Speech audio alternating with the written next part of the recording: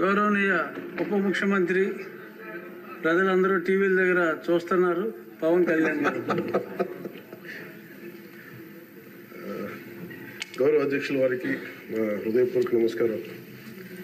నాకు మాట్లాడే అవకాశం ఇచ్చినందుకు గౌరవ ముఖ్యమంత్రి గారికి మీకు హృదయపూర్వక నమస్కారం.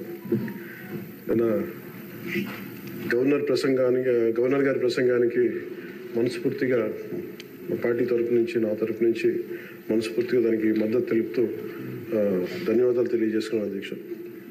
ఇక్కడున్న ఎక్కువ మంది చాలా సీనియర్ నాయకులు, మోస్ట్ ఆఫ్ దెమ్. నాకు ఇలాంటి సెషన్స్ ఎలా ఉంటాయో నాకు తెలియదు. ఫస్ట్ టైం నేను అంటే గొడవ ఎలా ఉంటుంది అసెంబ్లీలో నాకు తెలియదు.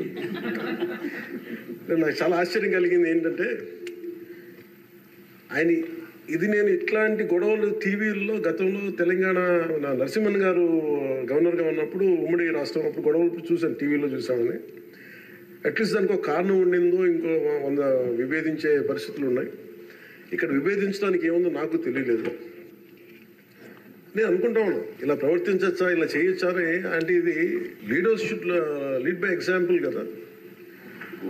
రాష్ట్రానికి ప్రథమ పౌరులైన గవర్నర్ గారు ఇలా ఈ స్థాయిలో ఉండి ఆయన మర్యాదపూర్వకంగా వచ్చి మన బడ్జెట్ మన రాష్ట్ర విధానాలని ఆయన ప్రవేశపెట్టి మాట్లాడుతూ ఉంటే గౌరవించే విధానం ఇదేనా అని అనిపించింది.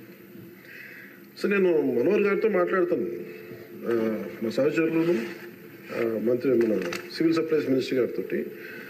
నా రూల్ బుక్ మేమిద్దరు మాట్లాడుకుంటే rules of procedure and conduct of business in Andhra Pradesh legislative assembly ఏంటి సార్ ఇలాగే మాట్లాడేస్తారంటే దాంట్లో చూపించాను. Chapter 5లో when the house assembles under article 175 176 of the constitution, every member shall maintain the dignity and solemnity of the occasion before, during or after the governor's address and shall not obstruct or interrupt the address in any manner.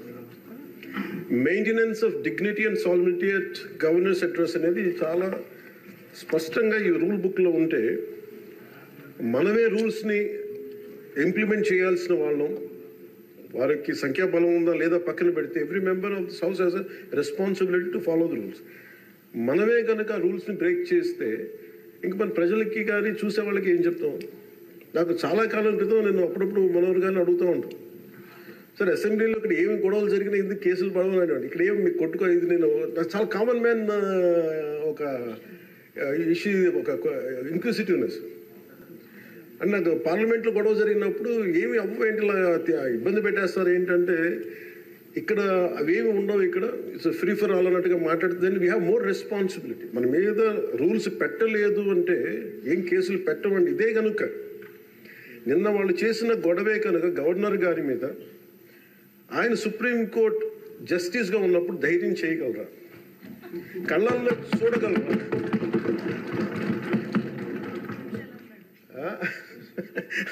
నాకు అదే అనిపించింది.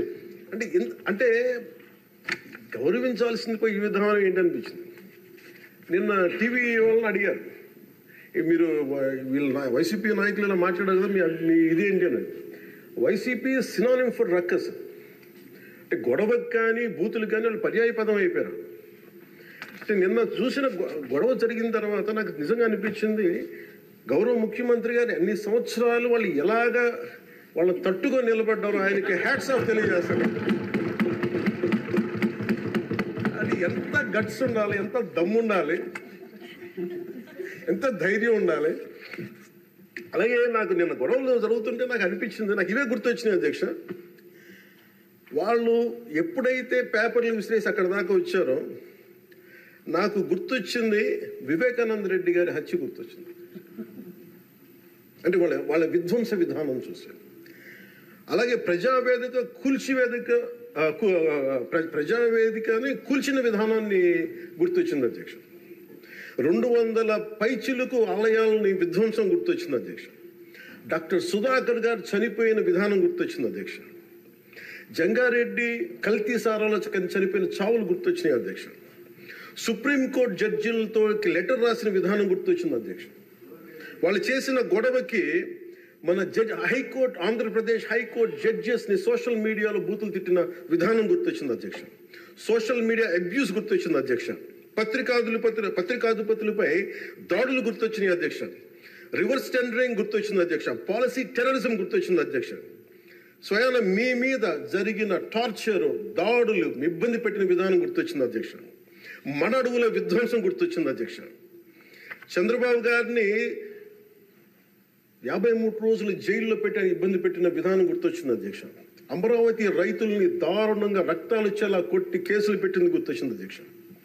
తిరుపతి కల్తీ లడ్డులు గుర్తొచ్చినాయి అధ్యక్ష. Abuse on women గుర్తొచ్చింది అధ్యక్ష. మన కళ్ళ ముందు వీళ్ళ విధ్వంసం తెలియజేస్తా ఉన్నారు. వీళ్ళు ఈ స్థాయిలో ఇక్కడ ప్రవర్తిస్తే దానికి సంబంధించి బయట ఇట్లాంటి గొడవలు జరుగుతాయి అధ్యక్ష. ఇది మారాలి అని చెప్పి మనం మాట్లాడితే ప్రజలు మనకి ఈ రోజున ఇంత అత్యధిక బలంతో మనల్ని ఇక్కడ నుంచోబెట్టారు అధ్యక్ష, ఇక్కడ కూర్చోబెట్టారు మనందరినీ. దీనికి గౌరవ ముఖ్యమంత్రి గారు ప్రదేశాలు చెప్తా ఉంటారు. అలాగే ఇది మినిమం గవర్నమెంట్, ఇది మన నరేంద్ర మోదీ గారు చెప్తారు, గౌరవ ప్రధానమంత్రి, minimum government and maximum governance అని. దాంట్లో భాగంగానే చాలా గ్రేట్ అడ్మినిస్ట్రేటివ్ రిఫార్మ్స్ పట్టుకొచ్చారు. ఈ రోజున వాట్సాప్ గవర్నెన్స్ కూడా ముందుకు తీసుకెళ్ళడానికి ఆయన అనుభవం. అంటే మేము ఈ ప్రభుత్వం చేస్తున్నది అధ్యక్ష, ఎక్కడా కూడా ప్రభుత్వం ప్రజలకి సామరస్యపూర్వకంగా ఉండాలి, ఎక్కువ సానుకూలంగా ఉండాలి, ఎక్కువ బాధ్యతలు పెట్టాలి, ఎక్కువ బరువు పెట్టకూడదు అనే విధంగా గౌరవ ముఖ్యమంత్రి గారి ఆధ్వర్యంలో నడుస్తూ ఉంది ప్రభుత్వం. మేమందరం ఆయనకి సహాయ సహకారాలు అందిస్తా ఉన్నాం అధ్యక్ష. Governor his excellency Abdul Nazeer గారికి రాష్ట్ర ప్రభుత్వ అధిపతిగా గవర్నర్ హోదాలో శాసనసభను ఉద్దేశించి రాష్ట్ర అభివృద్ధి భవిష్యత్ నమూనాను దిశానిర్దేశం చేసినందుకు వారికి నా హృదయపూర్వక కృతజ్ఞతలు. అలాంటి ఉన్నతమైన వ్యక్తి ఇస్తున్న సందేశాన్ని చూసి వైసీపీ వాళ్ళు బాయ్కాట్ చేయడం చాలా దురదృష్టకరం. ఇలాంటి ఆయన చూస్తా ఉన్నాను అధ్యక్ష, ఇట్లాంటి ఇబ్బంది పెట్టే సమయంలో కూడా ఆయన ఆరోగ్యం కూడా సరిగ్గా లేదు, జ్వరం వచ్చిన సమయంలో కూడా ఆయన ఎంత ఇబ్బంది పెడుతుంటే ఆయన చాలా సక్సెస్ఫుల్గా ఆయనకి ఇచ్చినందుకు మనస్ఫూర్తిగా వారికి నా ధన్యవాదాలు, నా కృతజ్ఞతలు తెలియజేస్తాను. చట్టసభలు దేవాలయాలు లాంటివి రాజ్యాంగాన్ని పరిరక్షించేందుకు 5 కోట్ల ఆంధ్రప్రదేశ్ రాష్ట్ర ప్రజల భవిష్యత్తుని నిర్ణయించే వేదిక ఇది. అలాంటి సభను హుందాగా నడిపించాలని కూటమి ప్రభుత్వం అధికారులకు వచ్చిన రోజు నుంచి తరచుగా చెప్తూ గౌరవ ముఖ్యమంత్రి గారు పదే మా అందరికీ దిశానిర్దేశం చేస్తూ ఉంటారు. గతంలో కూడా మొదటి రోజు కూడా వారికి ఎట్లా రావాలి పెడితే లేదు మనం ఇబ్బంది పెట్టొద్దు, వాళ్ళకి 11 సీట్లు వచ్చినా కానీ పాపం వారికి ఇవ్వాల్సింది గౌరవం వాళ్ళకి ఇద్దామని చెప్పి ఏ రోజు కూడా ఇబ్బంది పెట్టి గబుక్కుని ఒక మాట అంటుంటే గౌరవ సభ్యులు కొంతమంది ఇక్కడి నుంచి అలా చెయ్యొద్దు, అలా మాట్లాడకండి అని అందరినీ చాలా సున్నితంగా మందలించారు ఆయన. ఇట్లాంటి ఉన్నప్పుడు వాళ్ళు ప్రవర్తించే విధానం చాలా బాధ అనిపించింది. మేమందరం 164 మంది సభ్యులు చాలా బాధ్యతగా వ్యవహరిస్తున్నాం అధ్యక్ష. భవిష్యత్తులో కూడా రాజ్యాంగ పరిరక్షణ, రాష్ట్ర ప్రజల సంక్షేమం, రాష్ట్ర సమగ్ర అభివృద్ధి ధ్యేయంగా వ్యవహరిస్తామని సందర్భంగా గవర్నర్ గారికి శాసనసభ వేదికగా తెలియజేస్తాం. నిన్న సభలో గందరగోళం సృష్టించి సభ నుండి వెళ్ళిపోయిన 11 మంది ఎమ్మెల్యేల పార్టీకి సంబంధించిన ఎమ్మెల్సీ ప్రవర్తనని ఖండిస్తూ ఇందులో తప్పు లేనప్పటికీ కూడా గవర్నర్ గారికి ప్రభుత్వం తరఫున క్షమాపణ తెలియజేస్తాను అధ్యక్ష.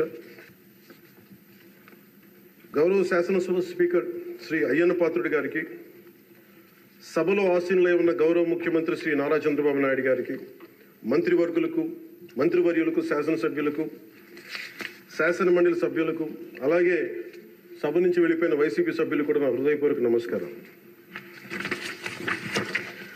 అధ్యక్ష, మేము ఆర్థిక ఇబ్బందులు పడుతున్న రాజధాని ఇచ్చి కూడా రాజధాని నిర్మించుకోలేని రాష్ట్రంలో గత ప్రభుత్వం రాజధానిపై నిర్మాణం దృష్టి పెట్టకుండా 3 ముక్కలాట ఆడింది. అభివృద్ధి కుంటుపడింది, ఆర్థిక స్థిరత్వం కోల్పోయింది. ఈ కారణంగా పెట్టుబడులు మందగించాయి, అధికార దుర్వినియోగం, క్షీణించిన శాంతి భద్రతలు, మౌలిక సదుపాయాలు, కల్పన వైఫల్యం కారణంగా రాష్ట్రం తీవ్ర సంక్షోభంలో వెళ్ళిపోయింది. ఇలాంటి సమయంలో గౌరవ ముఖ్యమంత్రి శ్రీ నారా చంద్రబాబు గారి నాయకత్వంలో ఆయన ఈ సవాళ్లను అధిగమిస్తూ ప్రభుత్వాన్ని స్థాపించాం.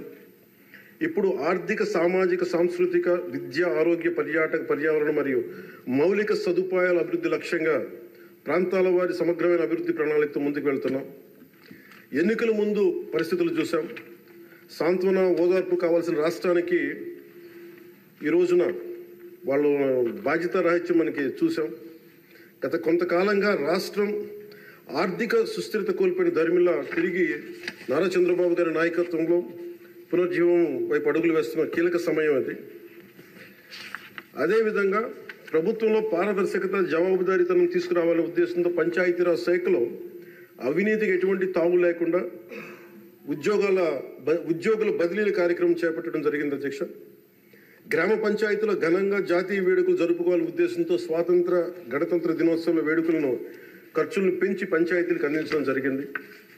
ప్రభుత్వం అధికారంలోకి వచ్చిన వెంటనే ఒకే రోజు 13,326 గ్రామ సభలు నిర్వహించి ప్రపంచ రికార్డు సాధించామన్న ఈరోజు తీసుకున్న నిర్ణయాలను చిత్తశుద్ధితో అమలు చేసేందుకు పల్లె పండుగ పేరుతో కార్యక్రమం రూపొందించి 3 నెలల కాలంలో సంక్రాంతి పండుగ నాటికి రాష్ట్ర వ్యాప్తంగా ప్రతి గ్రామంలో రోడ్లు నిర్మించే చర్యలు తీసుకున్నాం అధ్యక్ష.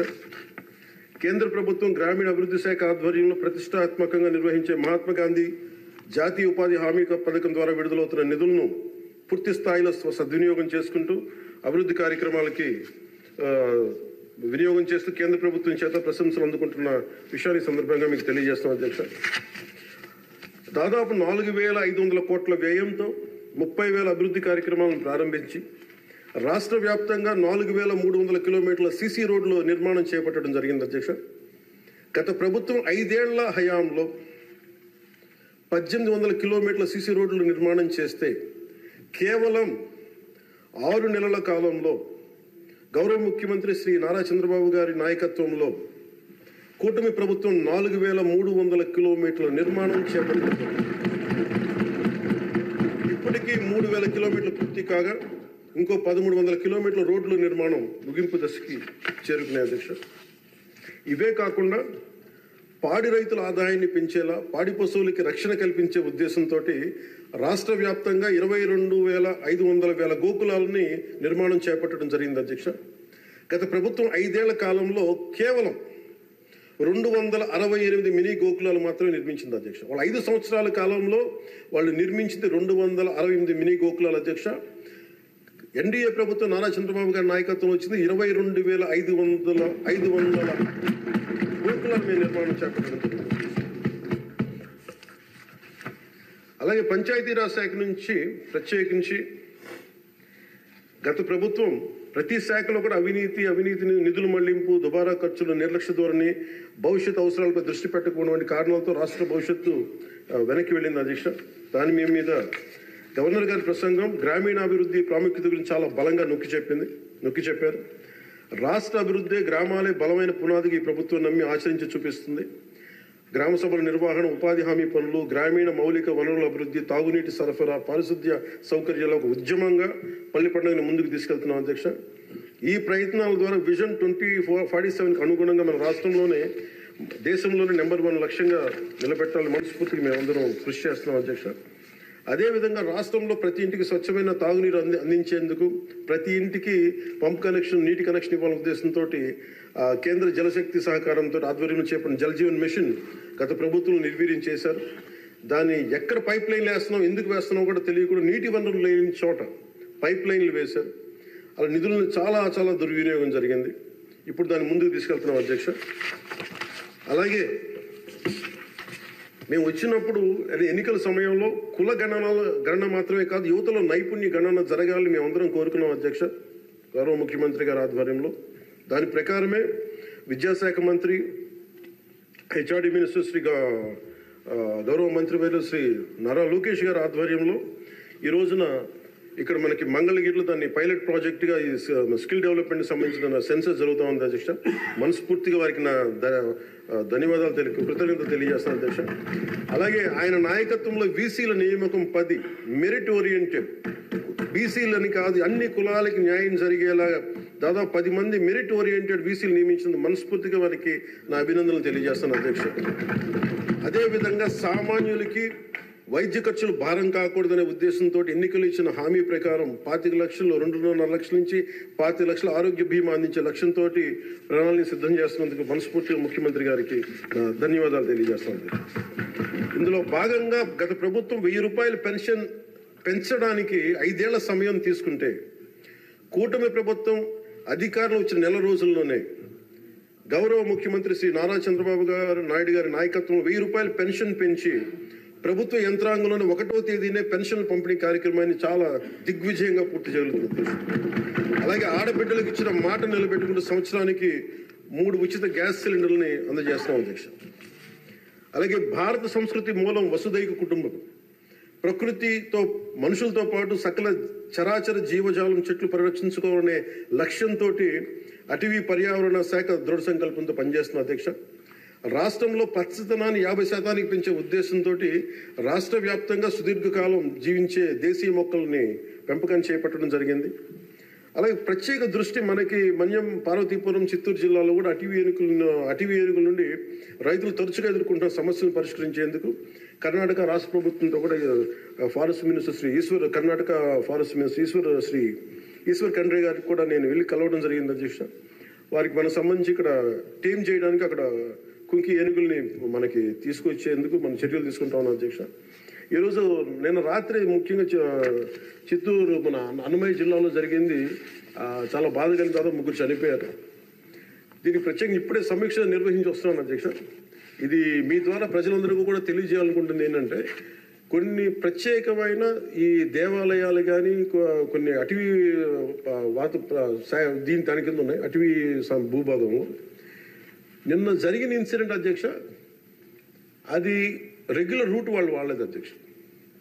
ముఖ్యంగా ఫారెస్ట్ డిపార్ట్మెంట్ చెప్పింది ఏంటంటే, మీరు షార్ట్ కట్ కోసం ఎక్కడైతే ఏనుగులు ఉంటాయో అటు సైడ్ వెళ్ళారు అధ్యక్ష. ఆ వెళ్ళిన వ్యక్తి కూడా గతంలో అతని మీద రెడ్ స్టాండర్డ్స్ స్మగ్లింగ్ చేసే వ్యక్తి, అతను నాకు తెలిసి ఈ రూట్ అని చెప్పి దాదాపు 30 మందిని తీసుకెళ్ళండి అధ్యక్ష. అందుకని చిన్న ఏనుగు ఉంటే ఒక గున్న ఏనుగు లాంటిది, దాన్ని అది చూసి దాన్ని పంపించేయడానికి అరిస్తే మిగతా పెద్ద ఏనుగు వచ్చి దాడి చేసిన అధ్యక్ష. అందులో ప్రత్యేకించి ఈ ఏనుగులు సంచరించే ప్రాంతాల నుండి ప్రజలందరికీ కూడా మీ ద్వారా నేను తెలియజేస్తుంది, మీరు ప్రిస్క్రైబ్డ్ రూట్స్లోనే మీరు దయచేసి ఫారెస్ట్ ఎవరైతే నిర్దేశించిన రహదారులోనే వెళ్ళండి మీరు అని చెప్పి మీరు దయచేసి మీ ఉద్దేశం తెలియజేస్తాం. లేదంటే అవి వాటి ఉంటున్న ఏరియాలోకి మన ప్రాంతాల్లోకి వెళ్ళి మనం ఆపదను కొని తెచ్చుకుంటామని మీకు తెలియజేస్తూ వాళ్ళకి ప్రజలు కూడా దీన్ని తెలుసుకోవాలని మీ ద్వారా తెలియజేస్తాను అధ్యక్ష. ప్రభుత్వం వచ్చిన వెంటనే గత ప్రభుత్వం అటవీ శాఖ మంత్రిగా పనిచేసిన వాళ్ళు కూడా 77 ఎకరాల అధ్యక్ష 77 ఎకరాల అటవీ భూమిని వాళ్ళు అన్యాక్రాంతం జరిగింది అధ్యక్ష. గౌరవ ముఖ్యమంత్రి నారా చంద్రబాబు గారి నాయకత్వంలో తిరిగి 77 ఎకరాలు మనం సీజ్ చేయడం జరిగింది అధ్యక్ష. తిరిగి దాని తగ్గ శిక్షలు పడేలాగా చర్యలు తీసుకుంటాం అధ్యక్ష. గత ప్రభుత్వం తరచుగా ఎర్రచందనం స్మగ్లింగ్ గురించి వింటూ ఉండేవాళ్ళం. విదేశాల్లో ఎన్నోసార్లు మన రాష్ట్ర సంపద నుంచి ఎర్రచందనం పట్టుబడింది. ఉదాహరణకి మీకు ఒక సంఘటన చెప్తాను అధ్యక్ష. ఎంత నెగ్లిజెంట్గా ఉన్నారంటే, నేను కుంకి ఏనుగుల గురించి కర్ణాటకకి వెళ్ళాను అధ్యక్ష. వెళ్తే అక్కడ కర్ణాటక ఫారెస్ట్ డిపార్ట్మెంట్ వాళ్ళు చెప్తుంది ఏంటంటే, వాళ్ళకి థ్యాంక్ యూ చెప్తున్నారు. థ్యాంక్ యూ అని మీ వల్ల 165 కోట్ల ఆదాయం వచ్చిందని చెప్తున్నారు మీ ఆంధ్రప్రదేశ్ వల్ల. నాకు అర్థం కాలేదు ఏంటి సార్ అంటే, మనకి పచ్చని మన ఎర్రచందనం చెట్లు కొట్టేసి కర్ణాటకకి వెళ్ళిపోయినాయి. అక్కడ కర్ణాటక ఫారెస్ట్ డిపార్ట్మెంట్ వాళ్ళు పట్టుకొని దాన్ని వాళ్ళు స్వాధీనం చేసుకొని 2 విడతలుగా ఒకసారి 100 కోట్లు ఇంకోసారి 25 కోట్లు మన ఎర్రచందనాన్ని స్వాధీనం చేసుకొని వాళ్ళు ట్రెజరీలోకి జమ అయింది అధ్యక్ష. మన ఫారెస్ట్ డిపార్ట్మెంట్ అధికారులు కూడా తెలియదు అధ్యక్ష. ఇంకా ఆయన అటవీ శాఖ మంత్రి గురించి చెప్పకలే 77 ఎకరాలు స్వాధీనం చేసుకున్నారు కాబట్టి అనేకనంతం జరిగిపోయింది, ఆయన పట్టించుకునే మైండ్లో లేదండి. అంటే ఇంత అడ్డగోలు దోపిడీ జరిగింది అధ్యక్ష. మన ఫారెస్ట్ డిపార్ట్మెంట్ కూడా నేను అడిగే వరకు నేను వెళ్ళి ఆ రోజు రివ్యూ చేయకుండా ఉండుంటే, ఆ రోజు వెళ్లకుండా కానీ ఉండుంటే ఈ విషయం ఎప్పటికీ బయటకు వచ్చినది కాదు అధ్యక్ష. ఇలాంటి ఎన్ని జరిగినాయో కూడా దీని మీద గౌరవ ముఖ్యమంత్రి గారు ప్రత్యేకించి, ఇది లా అండ్ ఆర్డర్ సంబంధించిన విషయం కూడా కాబట్టి మీరు ప్రత్యేక దృష్టి పెట్టాలి ఫారెస్ట్ డిపార్ట్మెంట్ అనేది కూడా నేను మీ దృష్టికి తీసుకొస్తాను గౌరవ స్పీకర్ గారు. అలాగే వన్యప్రాణుల సంరక్షణ, వాటి ఆక్రమణ వేటను నిషేధించేందుకు అటవీ శాఖ చాలా కఠినంగా వ్యవహరిస్తుంది అధ్యక్ష. తీర ప్రాంతాలను పరిరక్షించేందుకు మడ అడవుల పెంపకంపై ప్రత్యేక దృష్టి పెట్టడం జరిగింది.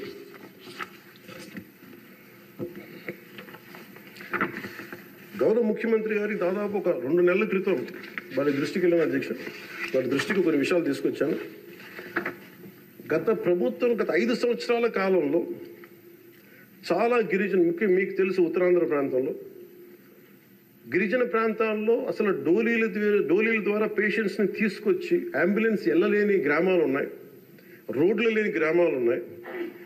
చాలామంది మనకి న్యూస్ పేపర్లో మనకి న్యూస్ వచ్చేది, డోరీల ద్వారా తీసుకొచ్చి వాళ్ళు ఇబ్బంది పడే విధానం, దారిలోనే వాళ్ళకి డెలివరీ అయిపోయే పరిస్థితి, చాలా ప్రమాదకరమైన పరిస్థితులు ఉంటే గౌరవ ముఖ్యమంత్రి గారు అపాయింట్మెంట్ తీసుకుని ఒకసారి చెప్పాను, సార్ మన దగ్గర ఆర్థిక పరిస్థితి అన్నీ తెలిసి కూడా నేను ఆయన ఒత్తిడి పెట్టడానికి వెళ్ళాను. సార్ మీరు ఇట్లా ఉంది పరిస్థితి అంటే ఆయన అడ్మినిస్ట్రేటివ్ శాంక్షన్ ఒక 35 కోట్ల ఆ రోజున పెద్ద మనసుతో ఇచ్చారు అధ్యక్ష. ఆ తర్వాత అలాగే మన కేంద్రంలో కొన్ని స్కీమ్స్ ఉన్నాయి, వాటన్నిటి ద్వారా తీసుకెళ్లి ముందు రోడ్లు వేస్తే అధ్యక్ష ఈ రోజున ఇది మీ దృష్టికి తీసుకొస్తున్నాం ప్రజలందరికీ మీ ద్వారా.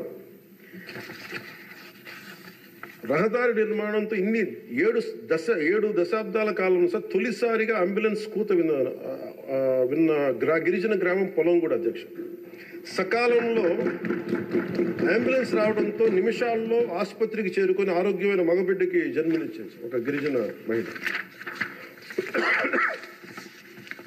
గత ప్రభుత్వ హయాంలో గ్రామీణ అభివృద్ధి కోసం కేటాయించిన నిధులను దారి మళ్లించడం కారణంగా ప్రజల అభివృద్ధికి నోచుకోలేకపోయారు అధ్యక్ష. కానీ గత ప్రభుత్వ తప్పిదాలను సరిచేస్తూ అధికారులకు వచ్చిన రోజు నుండి గ్రామీణ అభివృద్ధి లక్ష్యంగా వికసిత్ భారతంలో ఏ ఒక్క గ్రామం కూడా అభివృద్ధికి స్వర్ణాంధ్ర ఉండే ఏ గ్రామం కూడా అభివృద్ధికి దూరం కాకూడదు అన్న సంకల్పంతో గౌరవ ముఖ్యమంత్రి శ్రీ నారా చంద్రబాబు నాయుడు గారి నేతృత్వంలో రాష్ట్ర ప్రభుత్వం కృత నిశ్చయంతో పనిచేస్తున్న అధ్యక్ష.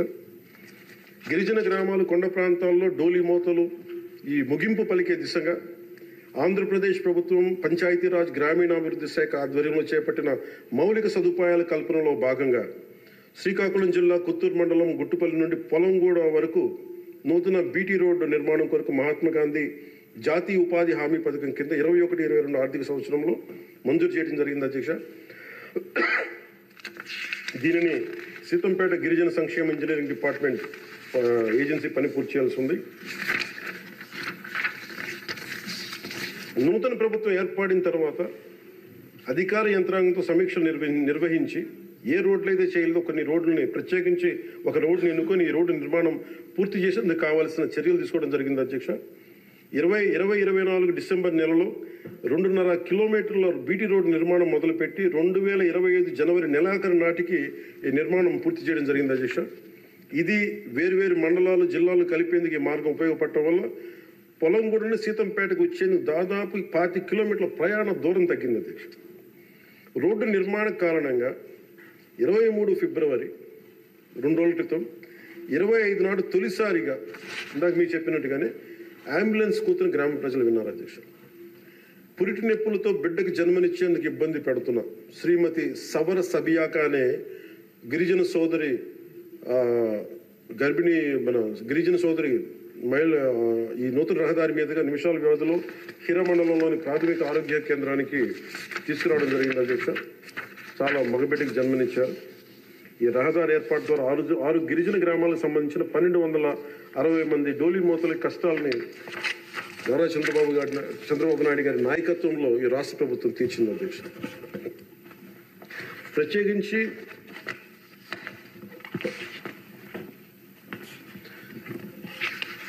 ప్రధానమంత్రి గారికి ప్రత్యేక ధన్యవాదాలు మనందరికీ తెలియజేయాల్సిన, గౌరవ సభ్యులందరికీ తెలియజేయాల్సిన బాధ్యత ఉంది. ఆంధ్రప్రదేశ్ గత వారి పాలనలో, వైసీపీ పాలనలో నలిగిపోతున్న దశలో ఏ ఒక్కరికి కూడా నేను ఎంత నిర్లక్ష్యంగా, ఎంత దుర్మార్గంగా ప్రవర్తించిన విధానం ఇక్కడే చట్టసభలో అలా ప్రవర్తిస్తుంది. రియల్ లైఫ్లో మీకు వాస్తవానికి వాళ్ళు ఎలా చేశారో తెలుసు. ఇలాంటి పరిస్థితుల్లో ఇంకొకసారి వాళ్ళ ప్రభుత్వం వస్తే పరిస్థితులు ఏమవుతాయి? దాదాపు సుదీర్ఘ 4 దశాబ్దాల అనుభవం ఉన్న ఆయన్నే, గౌరవ ముఖ్యమంత్రి గారినే 53 రోజులు జైల్లో పెట్టి యువ నాయకులు, ఐటీ మంత్రివర్యులు వారు నారా లోకేష్ గారిని కూడా జైల్లో పెట్టడానికి ఇబ్బందులు పెట్టి ప్రయత్నాల్లో మనకి అచ్చెన్నాయుడు గారు, గౌరవ మంత్రి అచ్చెన్నాయుడు గారిని ఇబ్బంది పెట్టిన విధానం ఇక్కడ మొదటి మీరు వచ్చినప్పుడు ఎంతమంది ఇబ్బంది పడ్డారు అంటే మొత్తం దాదాపు 90% హౌస్ చేతులు ఎత్తారు అధ్యక్ష ఆ రోజున. అలాంటి పరిస్థితుల నుంచి నేను కోరుకుంది ఒకటే అధ్యక్ష, ఆ రోజున ఆంధ్రప్రదేశ్ 5 కోట్ల మంది ప్రజలకి మేము అండగా ఉండాలి, దానికి ఏమి చేయాలని చెప్పి ఎక్కడా కూడా ఓట్లు చీలకూడదని చెప్పిన తర్వాత చెప్పింటే నన్ను తిట్టు లేదు అధ్యక్ష, అందరూ తిట్టారు.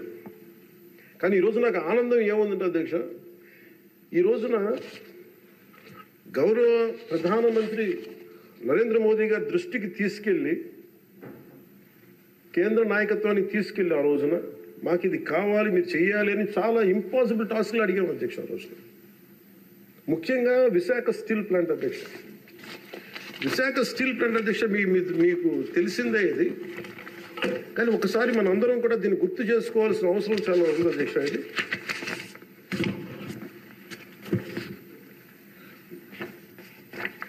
1966 అక్టోబర్లో విశాఖ ఉక్కు ఆంధ్రుల హక్కు అనే నినాదంతో రాష్ట్ర వ్యాప్తంగా ఉద్యమం మొదలైంది. దాదాపు ఉద్యమంలోకి విద్యార్థులు పూర్తి స్థాయిలో వచ్చారు. 1966 నవంబర్ 1వ తేదీన రాష్ట్ర వ్యాప్తంగా నిరసనలు చేపట్టారు. లాఠీ చార్జీలు, కాల్పుల్లో 32 మంది చనిపోయారు అధ్యక్ష. వీటిలో ఒక బిగ్ లిస్ట్ ఉంది అధ్యక్ష, 32 పేర్లు. ఉదాహరణ కొన్ని పేర్లు చూస్తున్నా అధ్యక్ష. టి సన్యాసిరావు, అంజూరి అప్పారావు, తంగిళ్ళ సత్యం, పోల్నేని ఏసయ్య, మస్తాన్, హబీబుల్లా రెహమాన్, బాలమురళీకృష్ణ, సాంబశివరావు, పరాంకుశ్ దాస్. తెలంగాణ జగిత్యాల నుంచి సాయిరెడ్డి, కాకినాడ నుంచి బాబురావు గారు కానీ, ఇలా పీలేరు, ఆదిలాబాద్, వరంగల్, పలాస, ఈ ఉమ్మడి రాష్ట్రం నుంచి ఇంతమంది చనిపోయారు అధ్యక్ష. ఇది ఒక ఇంపాసిబుల్ టాస్క్ అధ్యక్ష. దీనిని ప్రైవేటీకరణ జరిగిపోతుంది అని అంటే ఎంత బలమైన ఇబ్బందులు పెట్టారంటే అధ్యక్ష. ఆ రోజున ఈ రోజున కూర్చోబెట్టి వీళ్ళు చాలా ఎక్కువ మాట్లాడుతూ ఉన్నారు. వీళ్ళు ఆ రోజున 21 జనవరి 27న విశాఖ ఉక్కు పరిశ్రమలో పెట్టుబడుల ఉపసంహరణ డిజిన్వెస్ట్మెంట్ కేంద్రం ప్రకటన చేశారు అధ్యక్ష. ఆ రోజున వీళ్ళు మద్దతు పలికారు అధ్యక్ష. వైసీపీ నాయకులు మద్దతు పలకటమే కాకుండా వాళ్ళు కూర్చొని మమ్మల్ని అందరినీ ఇరకాటంలో పెట్టాలని. అలాంటి పరిస్థితుల్లో నేను మా నాయకులు మనోహర్ గారు వెళ్ళాం అధ్యక్ష ఢిల్లీకి. వెళ్ళి ఇక్కడ సభ జరిగింది. సభ జరిగితే మేము ఆ రోజున కేంద్ర మంత్రి, హోంమంత్రి శ్రీ అమిత్ షా గారిని కలిసాం అధ్యక్ష. ఉక్కు ప్రైవేటీకరణపై నిర్ణయం మీరు పునరాలోచించుకోమని చెప్పాము అధ్యక్ష. ఒకటే చెప్పాము అధ్యక్ష, ఈ రోజున ఇంతమంది చనిపోయారు, దాదాపు 32 మంది. మా ఆంధ్రప్రదేశ్లో తెలంగాణకి తెలంగాణ అన్న భావం ఉంటుంది. మా ఆంధ్రప్రదేశ్కి దురదృష్టం ఏంటో దౌర్భాగ్యం తెలియదు. మాకు ఎప్పుడు కులాల భావం తప్ప మేము ఆంధ్రులు అనే భావన మాకు లేదు. ఒకే ఒక్క చోట ఆంధ్రులు అనే భావం ఎక్కడ వస్తుందంటే విశాఖ స్టీల్ ప్లాంట్ ఒక్క దగ్గరే ఆంధ్రులు అనే హక్కు భావన వస్తుంది. అంటే మేము అది నేను చాలాసార్లు అనుకుంటూ ఉంటాను అధ్యక్ష, ఎందుకు విశాఖ ఉక్కు అనుకనే ప్రతి ఒక్కరికి ఒక ఏకత ఉంటుంది. దాంట్లో ఐడెంటిటీ ఎందుకు ఉంటుందని ఆలోచిస్తే అధ్యక్ష 32 మంది యువకుల బలిదానం, దాని శక్తి దానికి ఉంటుంది అధ్యక్ష. అది కదిపేస్తుంది. అలాంటిది నేను ఒకటే చెప్పాను. మేము వెళ్ళి, సార్ ఇది కనుక మీరు చేయగలిగితే అది ఎవరి చేతుల్లో లేదు, అది మీరు పెద్ద మనసుతో ఆలోచించి డిస్ఇన్వెస్ట్మెంట్ చేయమంటే వాళ్ళు ఒకటి చెప్పారు అధ్యక్ష. మేము గతంలో మీరు ఈ మినీరత్న కంపెనీ ఉంది అధ్యక్ష, దానికి డ్రెడ్జింగ్ కార్పొరేషన్ ఆఫ్ ఇండియా అని, దాన్ని తీసుకోగలిగే కానీ దీన్ని తీసుకోలేమని చెప్పి మాకు కూడా ఏం చెప్పారంటే అధ్యక్ష, ఇది ఇంపాసిబుల్ అన్నట్టుగానే చెప్పారు అధ్యక్ష ఆ రోజున. కానీ నేను 2 చేతులు జోడించి మా ప్రయత్నం మేము చేశాం అధ్యక్ష. అదృష్టవశాత్తు గౌరవ ముఖ్యమంత్రి గారు ముందుకు తీసుకెళ్లారు అధ్యక్ష. ఈ ప్రపోజల్ని చాలా బలంగా తీసుకెళ్లారు ఆయన. అదే ప్రభుత్వం నిన్న అంత గొడవ చేసిన నాయకులు నిన్న వాళ్ళు ఏం చేశారంటే అధ్యక్ష, గతంలో దానిని స్టీల్ ప్లాంట్ని ప్లాట్గా ముక్కలేసి అమ్ముకోవడానికి సిద్ధపడిపోయారు అధ్యక్ష. Really it's a shame. నేను మొన్న స్టీల్ ప్లాంట్ సంఘాల నాయకులు నా దగ్గరికి వస్తే అడిగాను, ఆ రోజున మీరు అంత గోల చేశారు కదా, మీరు మేము ఉన్నప్పుడేమో ఇంత గోల చేస్తారు, గౌరవ ముఖ్యమంత్రి గారు ఉన్నప్పుడేమో ఇంత మీరు చాలా ప్రజాస్వామ్యం ఇంత గోల చేస్తారు, ఆ రోజు అతను ఉంటే ఒక్కళ్ళు నోరెత్తపరేంటంటే కొడతారని భయమా మీకు అన్నాను కామ్ను. అంటే ఇలాంటి పరిస్థితుల నుంచి ఈ రోజున మన స్టీల్ ప్లాంట్కి డిస్ఇన్వెస్ట్మెంట్ని ఆపి తిరిగి పెట్టుబడులు తీసుకొచ్చినందుకు మనకి భారతదేశ ప్రధానమంత్రి శ్రీ నరేంద్ర మోదీ గారికి ప్రత్యేక ధన్యవాదాలు తెలుపుతున్నాను.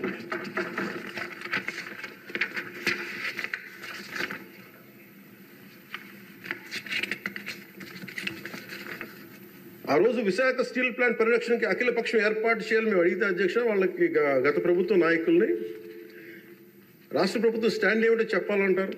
విశాఖ స్టీల్ ప్లాంట్ ప్రైవేటీకరణ జరగకుండా ఉంటే ఎలా ఆపుతారు చెప్పాలని ఇలా కబుర్లు చెప్తే చూస్తూ ఊరుకోమని వాళ్ళు మాట్లాడారు అధ్యక్ష. వైసీపీ నాయకులు కేంద్రం మా మాట వినదని చెప్పారు అధ్యక్ష. పదవులు కావాలి, బెయిల్ కావాలని అడిగితే స్టీల్ ప్లాంట్ ఎక్కడి నుంచి వస్తుంది అధ్యక్ష? కేంద్ర ప్రభుత్వం ప్రవేశపెట్టిన ప్రతి బిల్లుకి మద్దతు ఇస్తున్నప్పుడు స్టీల్ ప్లాంట్ కోసం ప్రత్యేకంగా గనులు ఎందుకు అడగలేదని వాళ్ళు నిలదీశారు అధ్యక్ష. రోజు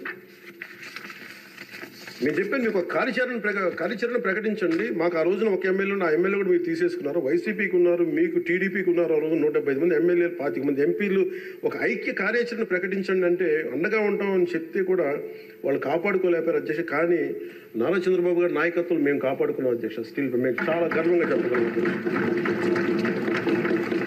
చాలా గర్వంగా చెప్పగలం అధ్యక్ష.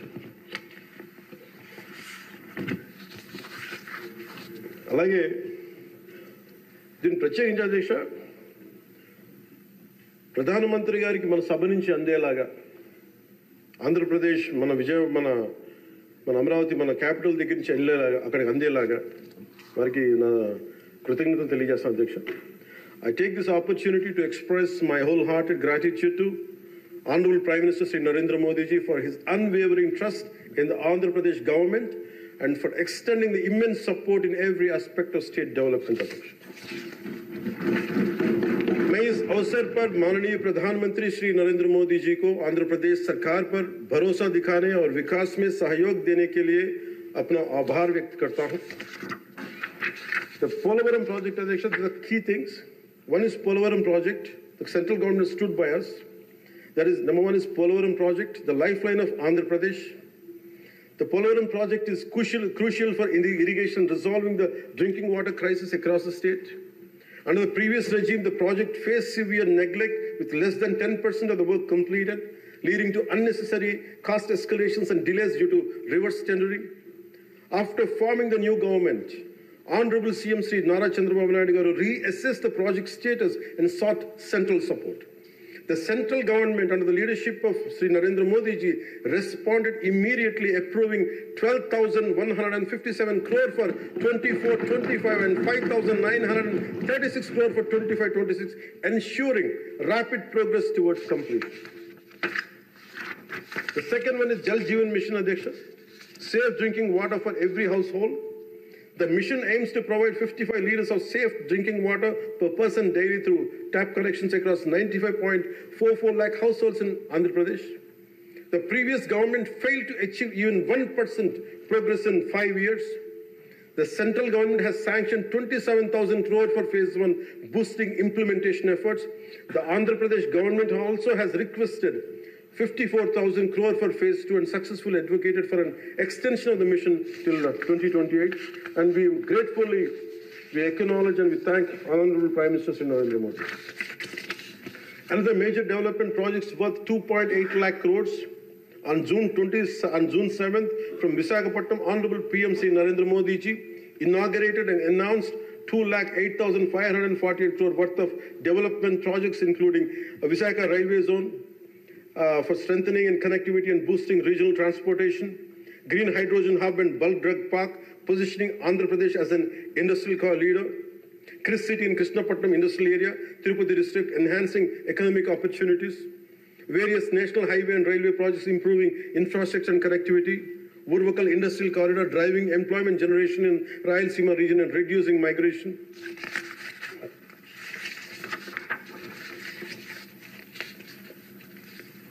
Visakha steel plant, as I said, sir, it holds a very great emotional connection. I'm grateful to Honorable PM for understanding and allocating funds for additional supporting, increasing its financial support from 620 crore to 8,620 crores for 24-25 and 3,295 crore for 25 and 26, ensuring its revival and profitability. We're grateful to Honorable PM Narendra Modi.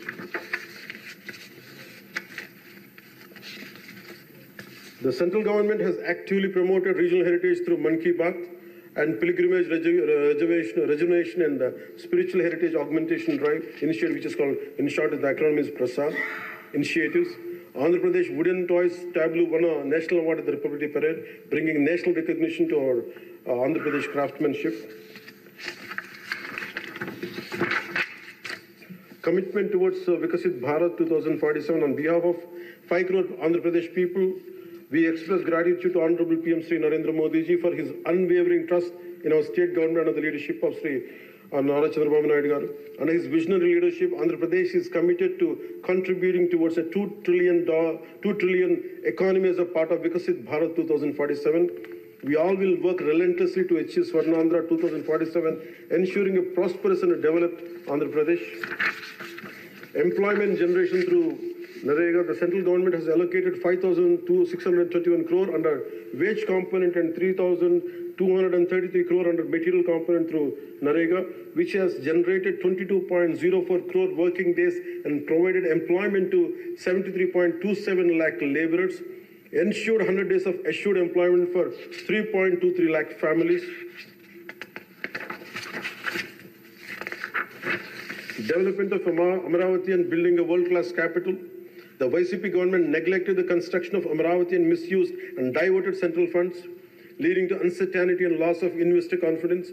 Due to the lack of stable government and clear policies, many international companies refrain from investing in Andhra Pradesh. The newly formed NDA government is committed to developing Amaravati as a world-class capital under the leadership of Sri Nara Chandrababu Naidu garu. So for this, central government has sanctioned 15,000 crore and assured continued support for timely completion of the capital. This will not only accelerate the state's growth, but also attract top global companies, creating a strong and economic and industrial ecosystem in the state of AP.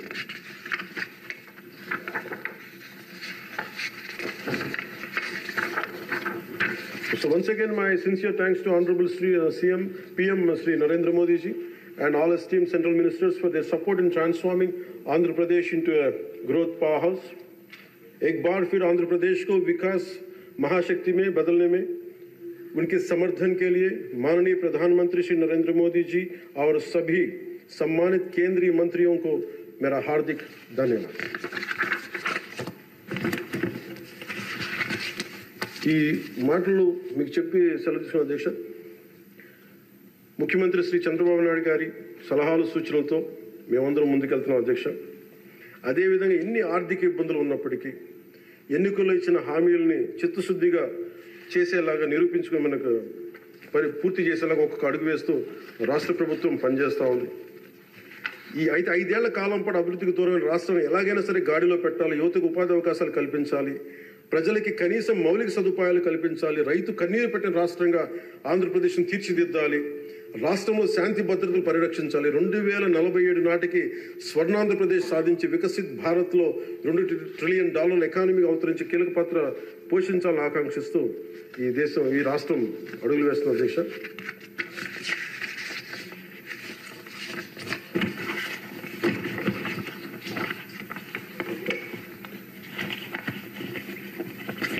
చాలా నలిగి వచ్చాము అధ్యక్ష.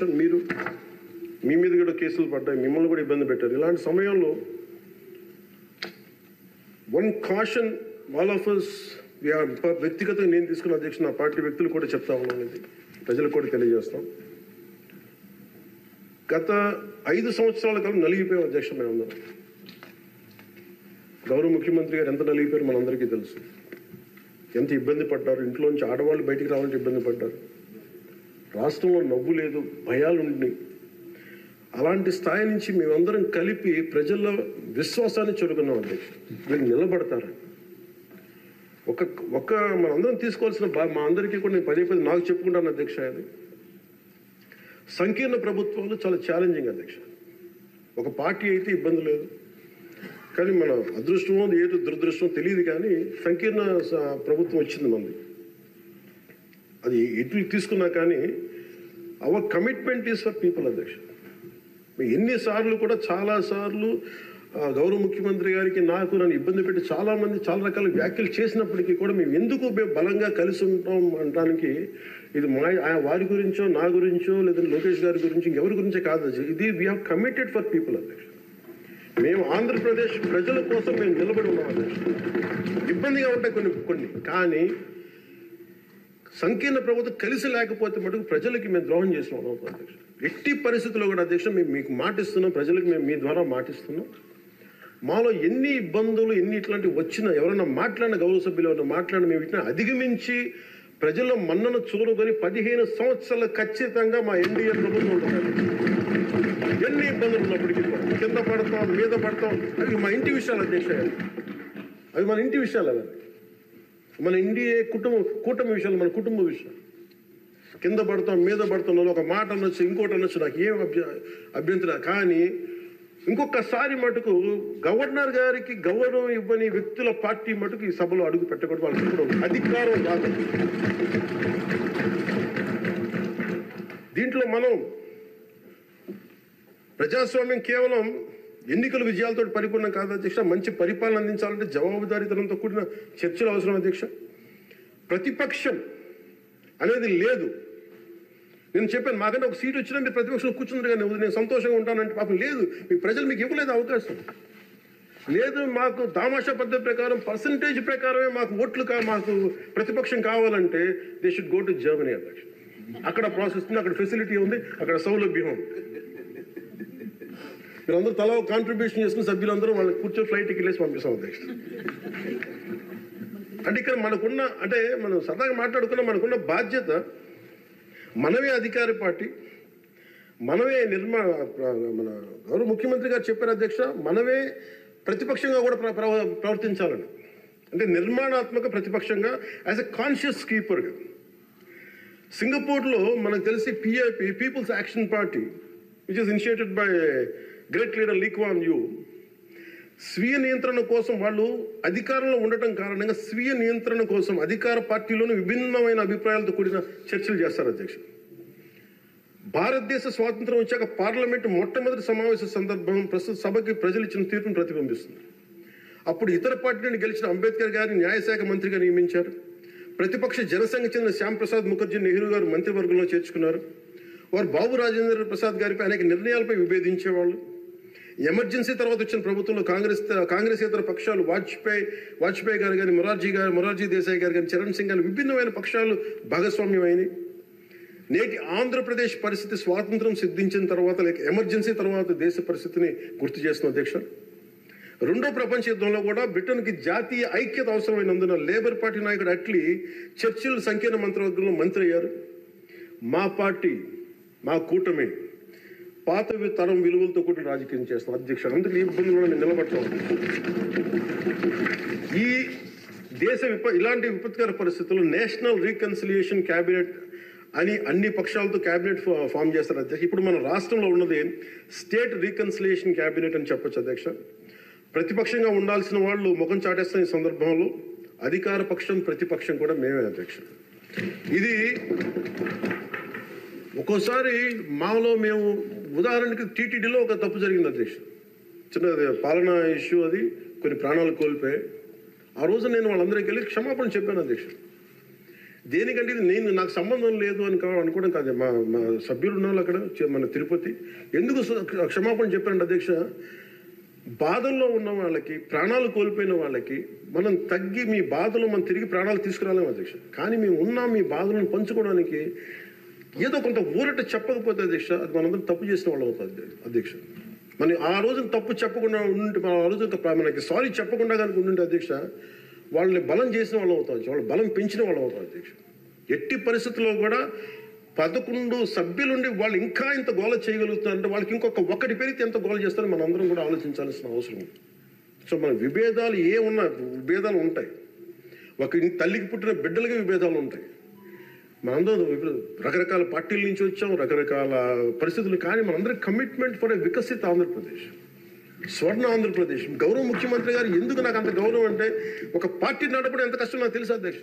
4 దశాబ్దాల నుంచి నేను ఒకవైపు ఆయన చంపి ఆయన ఇబ్బంది పెడతా ఉంటాను. సార్ నాకు ఇది కావాలి, మాకు డబ్బులు ఇవ్వండి. డబ్బులు నా కోసం కాదు, నేను అడిగేది ఏం అడుగుతాను, రోడ్లు కావాలని అడుగుతాం. లేదంటే గౌరవ సభ్యులందరూ నాకు రోజు మాకు మా పంచాయతీలో రోడ్లు లేవు, ఈ ఇబ్బందులు ఉన్నాయంటే ఫైనల్గా మళ్ళీ నేను వెళ్ళి ముఖ్యమంత్రి గారే చేయి చేస్తాను. ఆయనేమో పయ్యావుల కేశవ్ గారి వైపు చూస్తారు. ఉదాహరణకి మీకు ప్రతిసారి ఇబ్బంది ఉంటుంది అధ్యక్ష. కానీ వీటన్ని అధిగమించాలంటే we have to show hour collective commitment and leadership to the state of Andhra Pradesh and to it's people. That is very essential from ఇది మనం. ఎందుకంటే ప్రతిసారి బ్యూరోక్రాట్స్ కూడా మనం బలంగా ఉంటేనే బ్యూరోక్రసీ కూడా చాలా బలంగా పనిచేస్తుంది అధ్యక్ష. అందుకే బ్యూరోక్రసీ కూడా కూర్చోబెట్టి వాళ్ళు వింటలేదంటానికి వీళ్ళు ఉండరేమో అని అనుకుంటే మటుకు వాళ్ళు కూడా వదిలేస్తారు. అందుకే మన commitment for people should be very strong and should we have to show hour great resilience. అందుకే నాకు మనందరం కూడా ఇబ్బందులు ఉన్నా కానీ ఒక మాట అనుకుందాం, చేద్దాం, కానీ మన commitment for people should not waiver, not even inch. That's what I believe in అధ్యక్ష.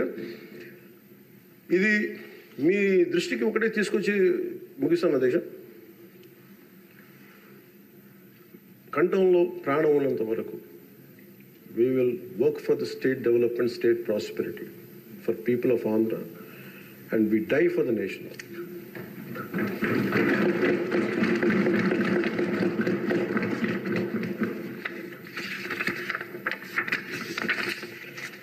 మరోమారు గౌరవ స్పీకర్ గారి ద్వారా గవర్నర్ గారికి మనస్ఫూర్తిగా ధన్యవాదాలు తెలియజేస్తూ ఎప్పటికప్పుడు మీ సలహాలు సూచనలు అందిస్తూ ప్రభుత్వం నుంచి మంచి పరిపాలన అందించేందుకు సహకరిస్తానని ఆశిస్తున్నాను. ముగింపు వాక్యాలుగా ప్రధాని శ్రీ నరేంద్ర మోదీ గారి మాటల్ని గుర్తు చేసుకుంటున్నాం. Good governance with good intentions is a hall mark of a government. Implementation with integrity is our core passion. And ఈ మాటలు చెప్పి ముగిస్తాను అధ్యక్ష.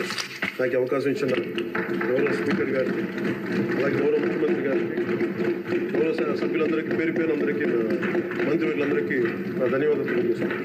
జై హింద్.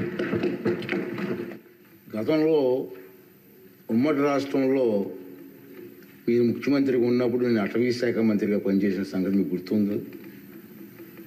అప్పుడు మీరు ఒక కార్యక్రమం చేపట్టారు, అందరికీ సంతోషకర కార్యక్రమం అది గుర్తు చేయాలని మీ సమావేశం మీకు తెలియజేస్తున్నాను. ఆ రోజుల్లో మీరు గ్రీన్ కార్ప్స్ అని చెప్పి ఒక కార్యక్రమం పెట్టారు సార్. ఇప్పుడు పవన్ కళ్యాణ్ గారు ఆ శాఖలో మంత్రిగా ఉన్నారు, అటవీ శాఖ మంత్రిగా ఉన్నారు. అప్పుడు అటవీ శాఖ ద్వారా కార్యక్రమం చేసాం సార్. అప్పుడు ఉమ్మడి రాష్ట్రంలో సార్ ఉప ముఖ్యమంత్రి గారు 5 లక్షల మంది పిల్లలని సార్ తయారు చేశారు. హై స్కూల్స్ నుంచి జూనియర్ కాలేజ్ నుంచి. విద్యాశాఖ మంత్రి గారు కూడా ఇక్కడ ఉన్నారు సార్, మీరు కూడా వినాలి సార్. 5 లక్షల మంది కుర్రవాళ్ళని పిల్లలు తయారు చేసి గ్రీన్ కార్ప్ అని పేరు పెట్టాం సార్. ఆఫీసులో కూర్చొని ఒక పిలిపిస్తే 5 లక్షల మంది ఒకే రోజు 5 లక్షల మొక్కలు ప్లాంటేషన్ చేశారు సార్. అటువంటి కార్యక్రమం అనకూడదు, నోరు జరుగుతుంది నాకు. ఈ ప్రభుత్వం వచ్చిన తర్వాత కనుమరుగైపోయింది సార్. మళ్ళీ ఒకసారి విద్యాశాఖ మంత్రి గారు, మీరు ముఖ్యమంత్రి గారు ఆలోచన చేసి ఆ కార్యక్రమం పెట్టండి సార్. చిన్నపిల్లలు 10th క్లాస్ ఇంటర్మీడియట్ పిల్లలు మొక్కలు నాటే కార్యక్రమాల్లో పర్యావరణం మీద అవగాహన వచ్చే కార్యక్రమం మంచి కార్యక్రమం సార్. దాన్ని మళ్ళీ రివైజ్ చేస్తే బాగుంటుందని చెప్పి నా ఆలోచన సార్.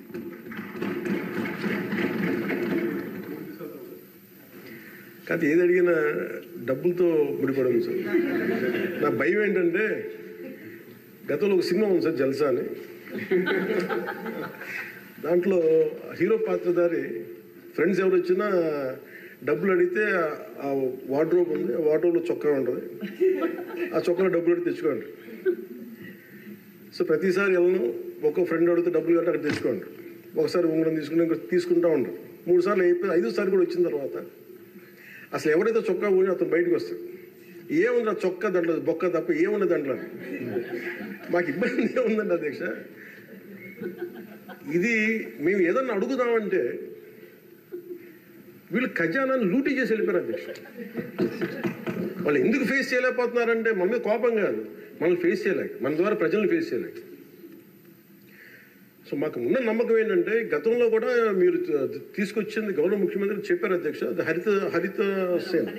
హరితవనం అది మేము తిరిగి రివైవ్ చేస్తాం అధ్యక్ష. ఈసారి ఒక యూనిక్ సొల్యూషన్తో పట్టుకుంటాం. మనకి మొక్కలకు కానీ వీటికి దేనికి సంబంధించిన సరే మన ముఖ్యమంత్రి మీరు కంప్లీట్ సొల్యూషన్స్ అంటే మీరు ఏమనుకున్నారని చెప్పి మీరు గౌరవ అధ్యక్షులు గారు చెప్పింది దీన్ని ఖచ్చితంగా ముందుకు తీసుకెళ్తాం అధ్యక్ష. దీన్ని నాకు భయం ఏంటి, కొత్త ప్రపోజల్ తీసుకెళ్తే మీరు ఎకనామిక్ సొల్యూషన్ కూడా ఒక ఫైనాన్షియల్ అవుట్లుక్ వే అవుట్ కూడా పట్టుకొచ్చి నాకు చెప్పండి తప్ప మొత్తం కూర్చొని నమ్మి డమ్ చేయకనే ఉంది. అందువల్ల మీరు చెప్పింది మేము ఎట్లా దాన్ని ముందుకు తీసుకెళ్ళాలని మేము ఆలోచించి వారి దృష్టికి తీసుకెళ్ళి ఇది ఖచ్చితంగా దాన్ని ముందుకు తీసుకెళ్తాం అధ్యక్ష. మీరు చెప్పేది ఒక 10 times ఎక్కువ చేస్తాం అధ్యక్ష. మీరు 500 మేము 50 లక్షలు చేస్తాం. అది ఏదో నాటేసి వెళ్ళిపోవడం కాదు అధ్యక్ష, దాన్ని తిరిగి తీసుకొచ్చి, ఎందుకంటే మాకు ముఖ్యమంత్రి గారు మాకు చాలా క్లియర్ కట్ ఇది ఇచ్చారు అధ్యక్ష, 50% గ్రీన్ కవర్ కావాలనేది. మనం వెళ్ళే లోపు మనకి నెక్స్ట్ ఎన్నికలు వచ్చే లోపు మేము దాన్ని ఖచ్చితంగా దాన్ని పూర్తి చేస్తాం అధ్యక్ష. This our commitment.